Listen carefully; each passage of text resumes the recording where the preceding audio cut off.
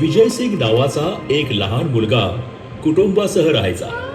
तो रोज एका पडक्या जागेतील मोठ्या वटवृक्षाखाली असलेल्या छोट्याशा देवळीतील गणपतीच्या मूर्तीसमोर गोट्या खेळायचा. असे अनेक दिवस चालले होते. विजयसिंग आपल्या डावाबरोबरच गणपतीचाही डाव आपणच खेळायचा. पण अचानक एक दिवस त्याच्या मनात आले, रोज आपणच खेळतोय, गणपतीने सुद्धा त्याचा डाव त्याने स्वतः येऊन खेळला पाहिजे. या भावनेतून मूर्ती समोर सर्व गोट्या टाकून बोलला, बाप्पा, रोज मीच तुझा डाव खेळतोय, पण आज नाही. आज तुझा डाव तूच खेळायचा आहे. इतके त्याच्या तोंडातून शब्द निघताच धरणी कंपित होऊन वेगाने वारे वाहू लागले. वातावरणात चैतन्य निर्माण झालं आणि ज्या ठिकाणी गणेश मूर्ती होती त्या ठिकाणी धरणी दुभंगून एक 8 वर्षांची अतिशय तेजस्वी बालमूर्ती प्रकटली.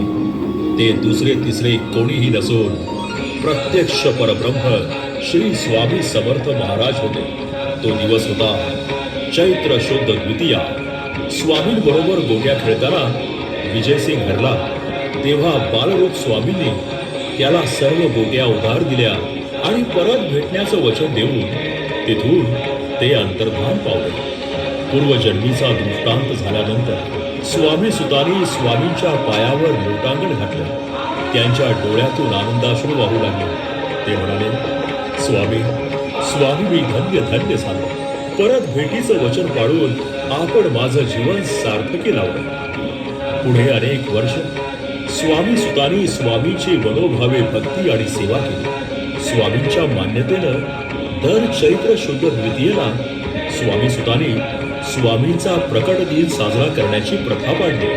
हळूहळू स्वामींची कीर्ती सर्व दूर पसरली. बोला जय जय स्वामी समर्थ. भिवू नकोस, मी तुझ्या पाठीशी आहे. अशक्य ते शक्य करतील स्वामी.